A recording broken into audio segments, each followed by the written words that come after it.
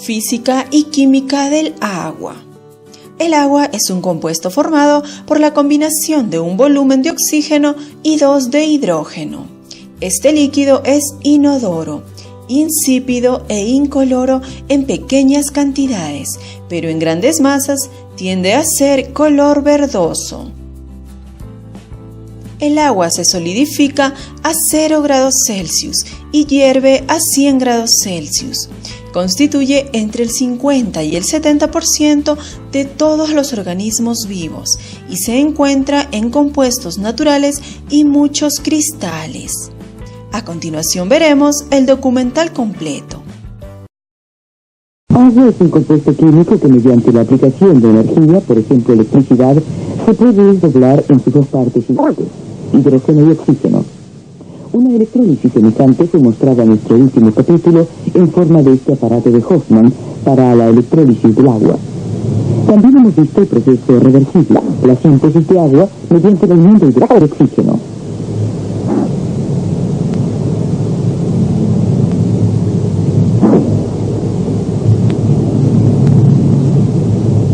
En esta unión se gasta energía y exactamente la misma como la que había que accionar para desdoblar una gran cantidad de agua en hidrógeno y oxígeno. Mediante la combustión de hidrógeno con oxígeno se logran rápidamente altas temperaturas. También el enorme para el accionamiento de cohetes, portasatélites o vehículos espaciales se origina mediante la combustión de grandes cantidades de compuestos de hidrógenos o de hidrógeno y oxígeno.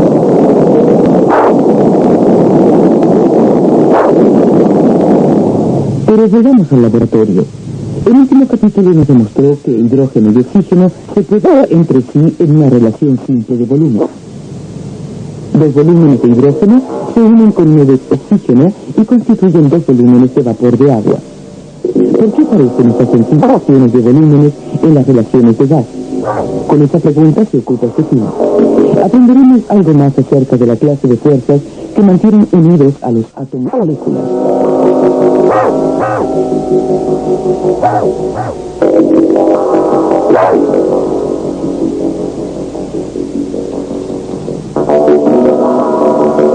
A esta clase de combinación química, la llamada combinación covalente, la vimos ya en la molécula de cloro.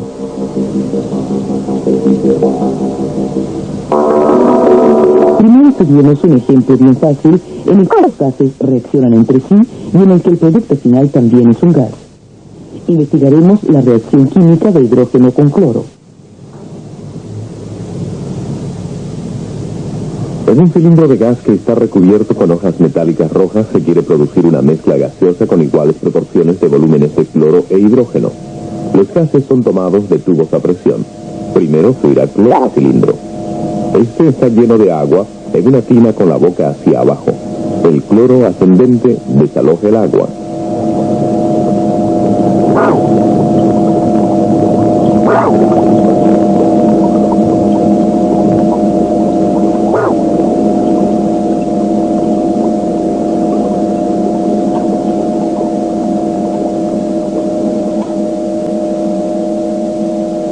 La entrada de cloro es cerrada.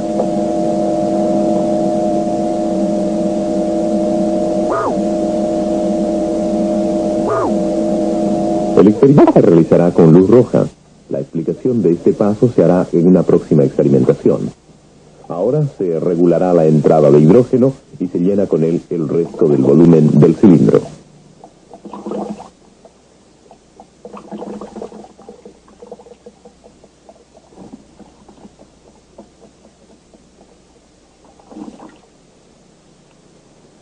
Al agitar el cilindro, se acelerará la mezcla del pesado cloro con el liviano hidrógeno.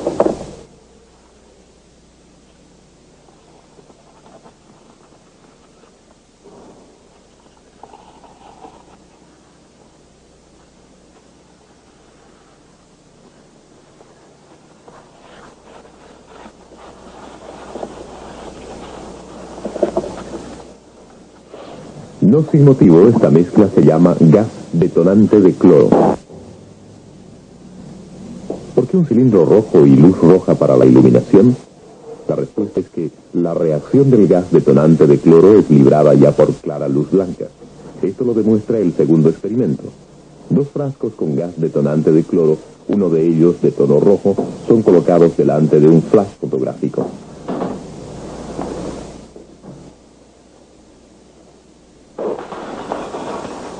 La reacción explosiva no se produce en el frasco rojo.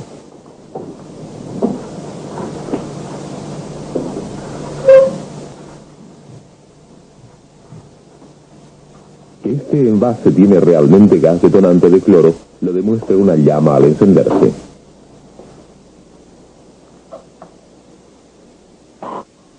Mezclas de gas detonante de cloro no deben exponerse jamás a luz clara y tampoco a la luz solar.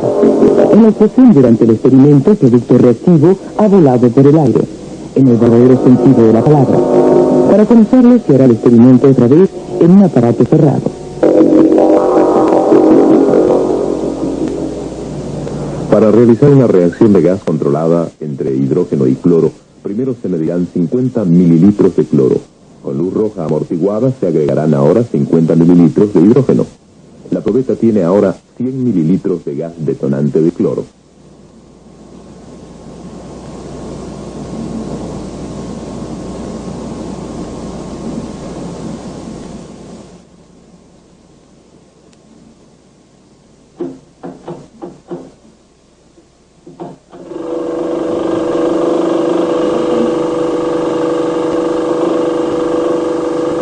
Luego la mezcla gaseosa será presionada en una segunda probeta a través de un estrecho tubo de cuarzo.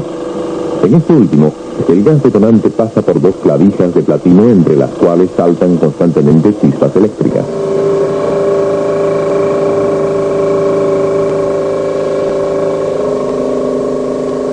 Pequeñas llamas explosivas en las proximidades del trecho de las chispas muestran que el gas detonante reacciona químicamente. El hidrógeno se combina con el cloro. Pequeños tapones de algodón de cuarzo impiden que las llamas vuelvan hacia atrás y que así explote el gas detonante.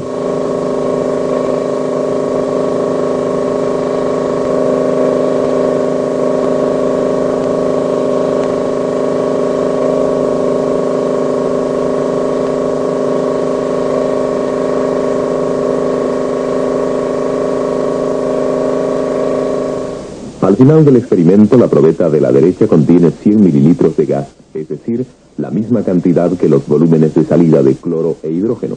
El producto de la reacción se llama cloruro de hidrógeno. Es un importante gas industrial. Una propiedad relevante del cloruro de hidrógeno es su solubilidad en agua. 1 litro de agua disuelve 250 litros a una temperatura de 20 grados Celsius. Esto quedará en claro en el siguiente experimento, durante el cual un cilindro lleno de cloruro de hidrógeno es llevado con su orificio de salida bajo agua. El cloruro de hidrógeno se disuelve tan ávidamente en el agua que en el cilindro se origina una baja presión y el agua asciende. Un indicador colocado al efecto cambia su color y anuncia una reacción ácida.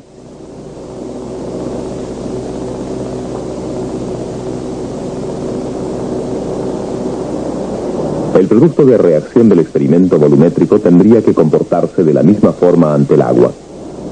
Los 100 mililitros de gas clorhídrico serán transportados esta vez por agua a la probeta izquierda en su imagen, a la que se ha colocado nuevamente un indicador de color.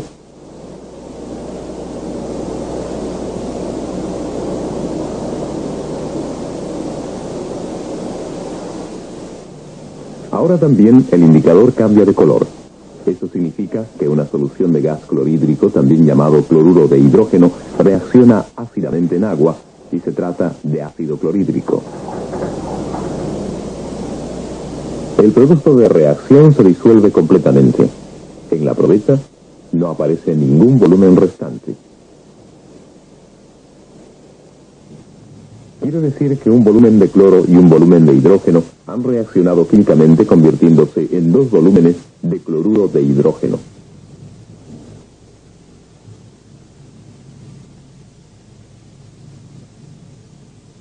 Esta sencilla relación de volumen de la reacción gaseosa nos recuerda a otra, la formación de agua a partir de hidrógeno y oxígeno.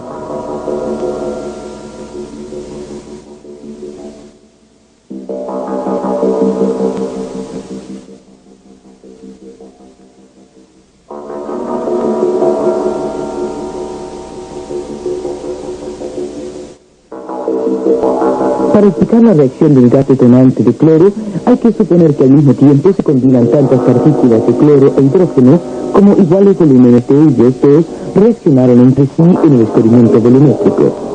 Es posible, y solo en este caso, cuando en ese volumen tantas partículas de cloro como de hidrógeno están allí contenidas.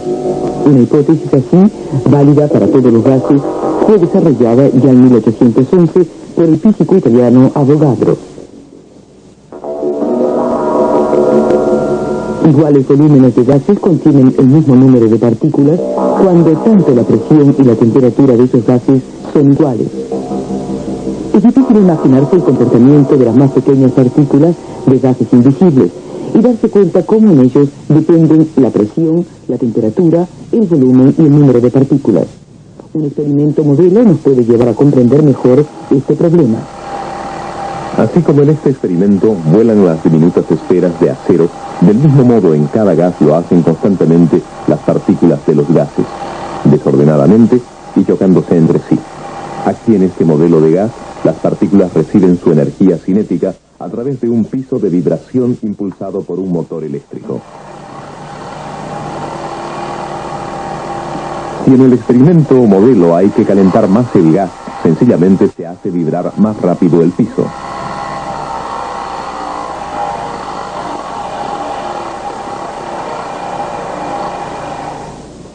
Este modelo ilustra los movimientos de partículas livianas y pesadas en un gas.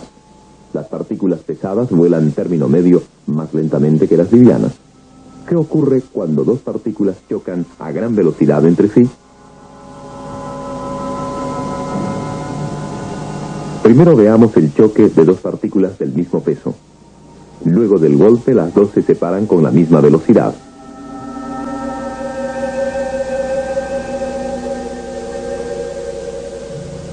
Ahora el choque de una partícula pesada con una liviana. Después del golpe, la liviana es más veloz que antes, la pesada más lenta.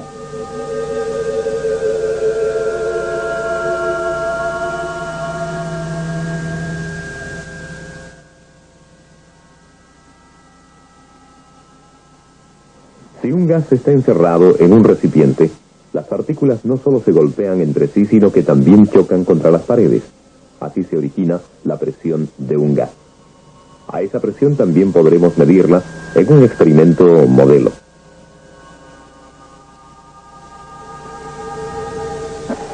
Utilizamos 100 partículas de gas, pequeñas esferas de acero de 2 milímetros de diámetro, y montamos una pared movible. Cuanto más caliente se vuelve el gas, más grande será también su presión. Una medida de ello es la altura de subida del émbolo.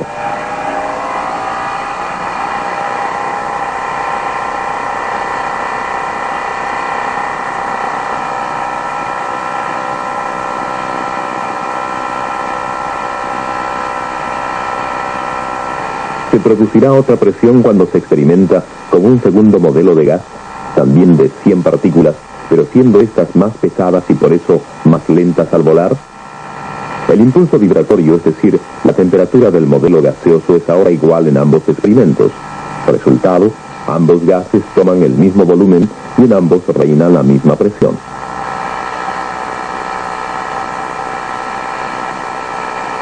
Estos modelos experimentales han hecho bien evidente la hipótesis de Avogadro. Cuando los gases tienen la misma temperatura y la misma presión, encontraremos la misma cantidad de partículas en un determinado volumen, independientemente del peso de esas partículas. Podemos expresar de otro modo la misma aseveración de Avogadro. Iguales volúmenes de gas contienen el mismo número de partículas, con la condición que la temperatura y la presión sean constantes. Volvamos otra vez a la reacción de gas, por el cual un volumen de liviano hidrógeno y un volumen de pesado cloro constituyen dos volúmenes de cloruro de hidrógeno.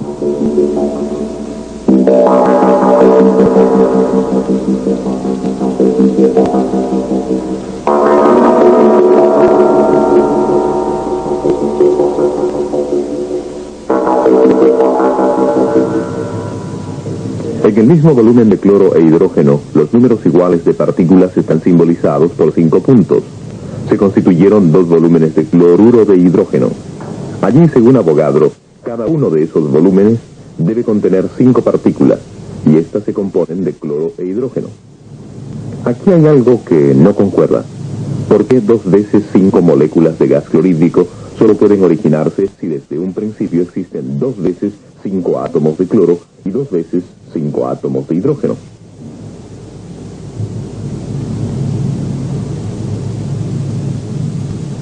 Este cálculo es exacto. Por volumen, 5 partículas de 2 veces 5 átomos, cuando desde el principio cada partícula de hidrógeno se compone de 2 átomos y cada partícula de cloro también es diatómica.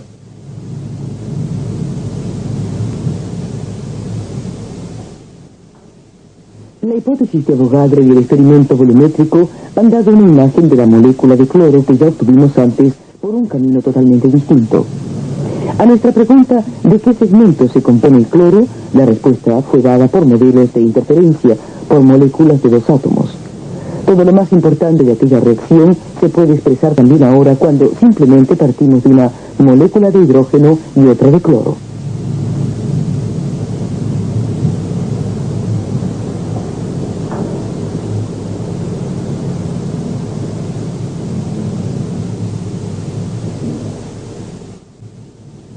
Escribamos todavía en forma más simple los símbolos de los elementos conocidos y ya casi hemos llegado a la taquigrafía de los químicos. Para esta reacción ellos escriben la ecuación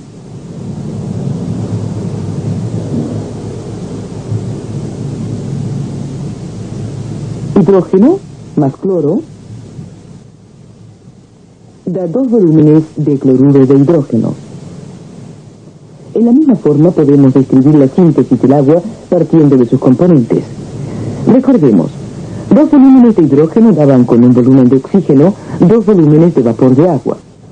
De acuerdo a Avogadro, esto significa 2 partículas de hidrógeno y una de oxígeno conforman 2 partículas de agua. Ese balance de volúmenes puede basarse solo cuando, al igual que el hidrógeno, también el oxígeno se compone de moléculas de 2 átomos. Quiere decir que una molécula de agua tendría que componerse de 3 átomos. El químico abrevia esa reacción así: 2 volúmenes de hidrógeno más 1 de oxígeno da 2 volúmenes de agua. A la primera pregunta, ¿por qué en reacciones de gases aparecen siempre solo relaciones simples de volumen?, tenemos ahora la respuesta.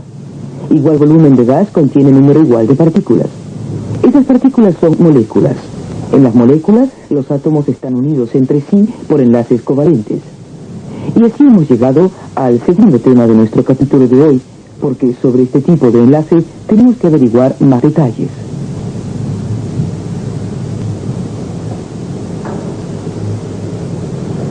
En la molécula de cloro, cada átomo pone a disposición de la unión covalente un electrón. Entre los electrones de enlace, como una especie de nube, y los cuerpos de los átomos, existen potentes fuerzas eléctricas de atracción. Dado que preferentemente los electrones se mantienen entre los cuerpos de los átomos, la unión covalente tiene una dirección.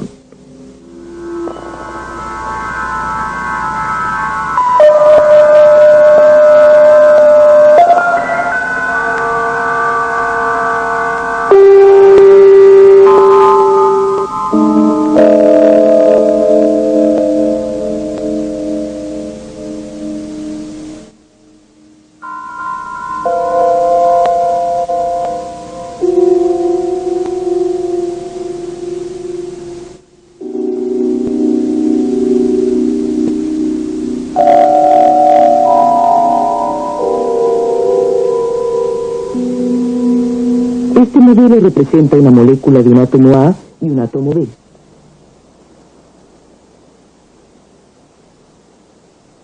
La unión covalente entre ellos está simbolizada por un resorte en espiral. La esfera izquierda está unida rígidamente con una excéntrica y será movida de aquí para allá con el impulso dado por un motor.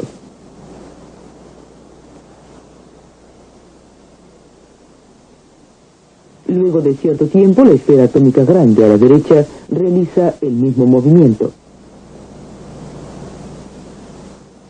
Ahora el número de revoluciones del motor impulsor será elevado, es decir, que el átomo izquierdo se moverá cada vez con mayor velocidad. En una frecuencia determinada que es característica de este sistema esfera-resorte, se produce algo sorprendente. A pesar del movimiento pequeño y constante de la esfera izquierda, la esfera atómica grande realiza fuertes oscilaciones. El sistema se encuentra en resonancia.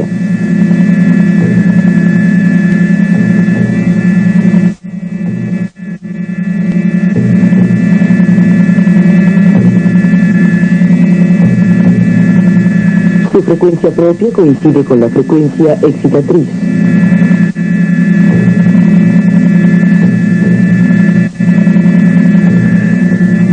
Ya poco más arriba de esa frecuencia de resonancia, la frecuencia vibratoria disminuye rápidamente. Si se cambia algo en el sistema, se modifica también su frecuencia propia.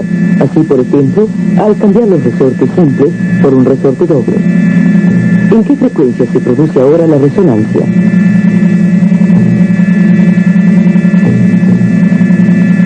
La comparación de ambos modelos experimentales señala que cuanto más fuerte es la unión entre los átomos, tanto más alta será la frecuencia del sistema oscilatorio. Este modelo molecular puede parecer un poco demasiado mecanizado. Un resorte en espiral entre dos esferas y todo movido por un motor. Pero ¿realmente las moléculas se pueden excitar para que oscilen? La respuesta a esta pregunta es importante en doble sentido. Por un lado, se demostraría la exactitud de nuestro modelo, o sea, la existencia de fuerzas dirigidas entre los átomos.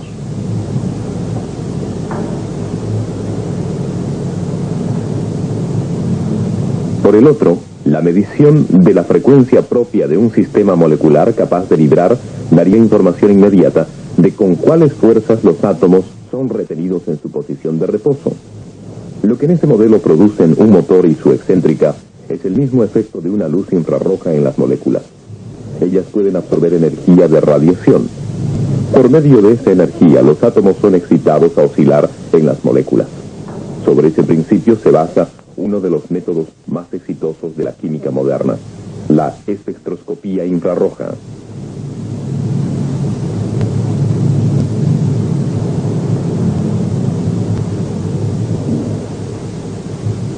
Con estos espectrógrafos infrarrojos se pueden caracterizar moléculas por las oscilaciones de sus átomos. La luz infrarroja que puede excitar esas vibraciones es transmitida por una espiga de cerámica incandescente y cae en el lugar de investigación a través de una cubeta que contiene la sustancia a analizar.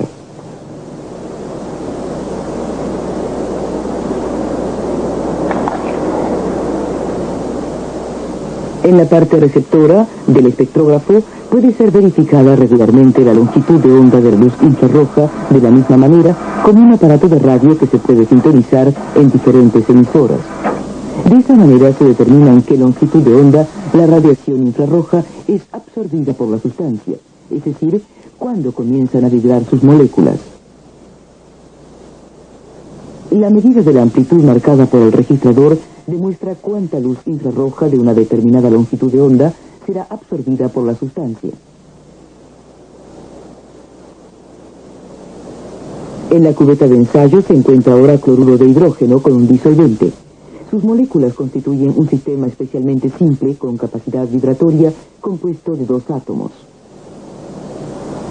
Como se esperaba, el registrador marcará una sola banda. Ella será una medida directa para la fuerza con que son mantenidos en su lugar en la molécula los átomos de hidrógeno y cloro. Se modifica el espectrograma cuando es irradiado el cloruro de hidrógeno como gas.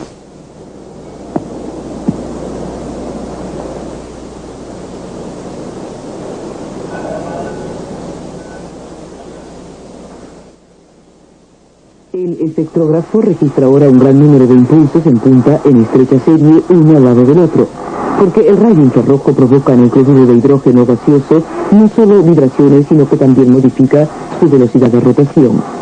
El método de medición es tan sensible que puede diferenciar hasta moléculas en distintos estados de movimiento.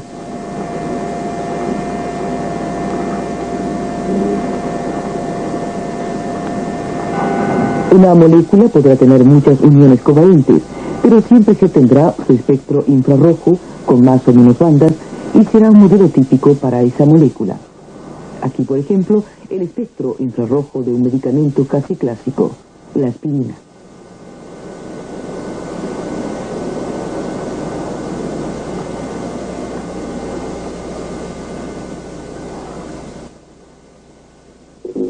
Así fue posible registrar con el correr del tiempo el espectrograma infrarrojo de un enorme número de sustancias.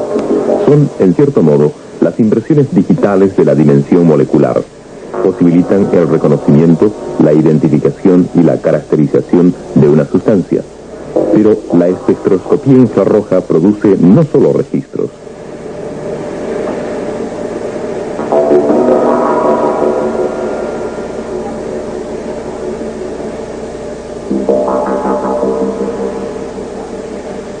Todas las oscilaciones y con ellas todas las puntas o bandas de un espectrograma infrarrojo son expresión de las fuerzas que cohesionan a los átomos en las moléculas.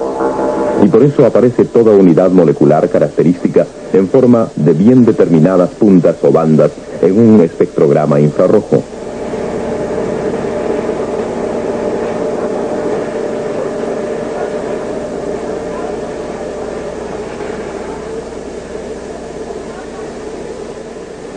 El químico, ese arquitecto de la dimensión atómica, puede por eso controlar su obra piedra por piedra, aunque sean muy pequeñas para divisarlas solo con los ojos. Él puede interpretar la impresión digital de una nueva combinación química y en la dimensión atómica con toda precisión distinguir cada una de sus partes constitutivas.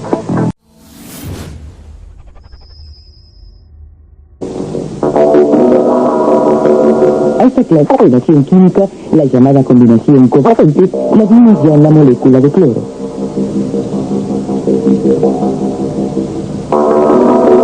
Primero estudiemos un ejemplo bien fácil en el que los gases reaccionan entre sí y en el que el producto final también es un gas. Investigaremos la reacción química de hidrógeno con cloro. En un cilindro de gas que está recubierto con hojas metálicas rojas se quiere producir una mezcla gaseosa con iguales proporciones de volúmenes de cloro e hidrógeno. Los gases son... En esta unión se gasta energía y exactamente la misma como la que había que accionar para desdoblar una gran cantidad de agua en hidrógeno y oxígeno. Mediante la combustión de hidrógeno con oxígeno se logran rápidamente altas temperaturas. También el enorme para el accionamiento de cohetes, portasatélites o vehículos espaciales se origina mediante la combustión de grandes cantidades de compuestos de hidrógenos o de hidrógeno y oxígeno.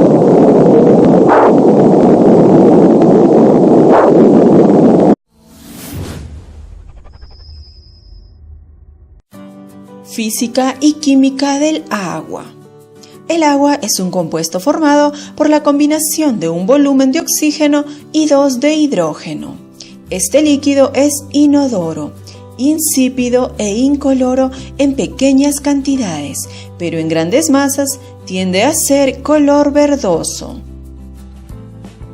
El agua se solidifica a 0 grados Celsius y hierve a 100 grados Celsius. Constituye entre el 50 y el 70% de todos los organismos vivos y se encuentra en compuestos naturales y muchos cristales. A continuación veremos el documental completo. Agua es un compuesto químico que mediante la aplicación de energía, por ejemplo electricidad, se puede desdoblar en sus dos partes iguales, hidrógeno y oxígeno. Una electrólisis semejante fue mostrada en nuestro último capítulo en forma de este aparato de Hoffman para la electrólisis del agua. También hemos visto el proceso reversible, la síntesis de agua mediante la unión de hidrógeno y oxígeno.